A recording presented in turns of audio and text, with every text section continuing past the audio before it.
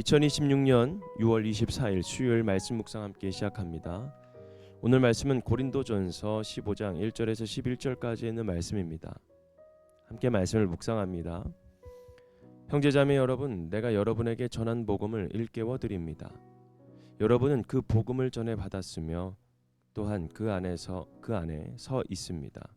내가 여러분에게 복음으로 전해드린 말씀을 헛되이 믿지 않고 그것을 굳게 잡고 있으면 그 복음을 통하여 여러분도 구원을 얻을 것입니다. 나도 전해받은 중요한 것을 여러분에게 전해드렸습니다. 그것은 곧 그리스도께서 성경대로 우리 죄를 위하여 죽으셨다는 것과 무덤에 묻히셨다는 것과 성경대로 사흘날에 살아나셨다는 것과 게바에게 나타나시고 다음에 12 제자에게 나타나셨다고 하는 것입니다. 그 후에 그리스도께서는 한 번에 500명이 넘는 형제자매들에게 나타나셨는데 그 가운데 더러는 세상을 떠났지만 대다수는 지금도 살아 있습니다. 다음에 야고보에게 나타나시고 그 다음에 모든 사도들에게 나타나셨습니다.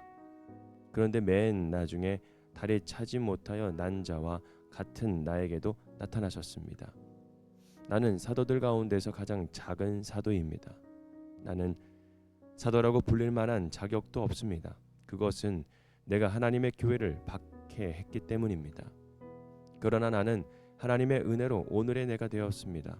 내가 베풀어 주신 하나님의 은혜는 헛되지 않았습니다. 나는 사도들 가운데 어느 누구보다도 더 열심히 일하였습니다. 그러나 이렇게 한 것은 내가 아니라 나와 함께 하신 하나님의 은혜입니다. 그러므로 나나 그들이나 할 것 없이 우리는 이렇게 전파하고 있으며 여러분은 이렇게 믿었습니다. 아멘. 역사 위에 새겨진 복음이라는 주제로 함께 말씀을 묵상합니다. 오늘 바울은 고린도 교회 성도들에게 복음을 다시 일깨워 주고 있습니다. 이미 들었던 복음, 이미 믿었던 복음, 그 안에 서 있었던 복음. 여러분, 그런데 바울은 왜 다시 복음을 말하고 있을까요? 신앙생활을 오래 하다 보면 이 복음이 익숙해질 때가 있습니다. 십자가도 부활도 은혜도 너무 자주 들어서 당연한 말처럼 느껴질 때가 있습니다. 그러나 복음은 익숙해져도 되는 소식이 아닙니다. 복음은 날마다 다시 붙들어야 할 생명의 소식이죠. 그래서 오늘 말씀은 이렇게 묻습니다. 나는 지금 무엇을 위해 서 있습니까? 또 내 믿음은 감정 위에 서 있는지, 또 상황 위에 서 있는지, 아니면 예수 그리스도의 죽으심과 부활 위에 서 있는지. 여러분, 오늘 복음이 무엇인지, 그 복음이 왜 확실한지, 또 복음이 우리를 어떻게 변화시키는지를 함께 보여주고 있는 말씀에 우리가 함께 나누며 귀한 묵상의 시간이 되기를 바랍니다. 먼저 복음은 내가 만든 이야기가 아니라 전해받은 진리입니다. 바울은 3절에 이렇게 말하죠. 나도 전해받은 중요한 것을 여러분에게 전해드렸습니다 라고요. 복음은 바울이 만들어낸 사상이 아닙니다. 사람이 꾸며낸 종교적인 위로도 아닙니다. 복음은 하나님께서 역사 속에서 이루신 사건입니다. 그리스도께서 우리 죄를 위하여 죽으셨고 무덤에 묻히셨으며 성경대로 사흘날에 다시 살아나셨습니다. 복음의 중심은 우리의 결심이 아닙니다. 우리의 열심도 아닙니다. 복음의 중심은 바로 예수 그리스도입니다. 예수님께서 우리 죄를 위해 죽으셨다는 것, 그리고 죽음에 머물지 않으시고 다시 살아나셨다는 것, 이것이 우리가 붙드는 믿음의 기초입니다. 그러므로 성도는 자기 생각 위에 서 있는 사람이 아니라 전해받은 복음 위에 서 있는 사람입니다. 그래서 복음은 막연한 위로가 아니라 역사 속에서 새겨진 사건입니다.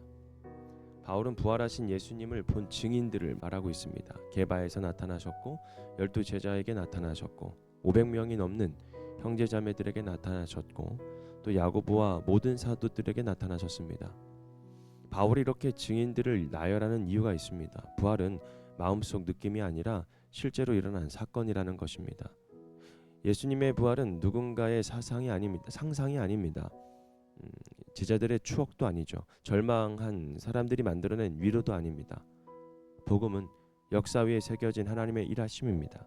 그래서 우리의 믿음은 흔들리는 감정에만 기대하지 않습니다. 상황이 좋을 때만 믿는 믿음도 아닙니다. 예수님께서 죽으셨고 묻히셨고 다시 살아나셨기 때문에 우리는 오늘도 복음 안에 설 수 있는 것입니다. 그래서 복음은 자격 없는 사람들을 은혜로 세우는 것입니다. 바울은 자신을 이렇게 말합니다. 나는 사도들 가운데서 가장 작은 사도라고요. 바울은 자신이 하나님의 교회를 박해했던 사람이라는 사실을 잊지 않습니다. 그는 자격을 말할 수 없는 사람이었습니다. 내세울 공로도 없었죠. 그런데 10절의 말씀에 보면 그러나 나는 하나님의 은혜로 오늘 내가 되었다. 여러분, 이것이 복음입니다.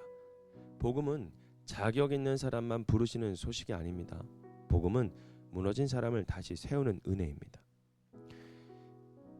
바울의 열심은 자기 일을 자랑하는 데 있는 것이 아니었습니다. 그는 분명히 열심히 일을 했지만 마지막에 이렇게 고백하죠. 내가 아니라 나와 함께 하신 하나님의 은혜라는 것을요. 성도의 삶도 그렇습니다. 우리가 여기까지 온 것은 내가 강해서가 아닙니다. 내가 잘나서가 아닙니다.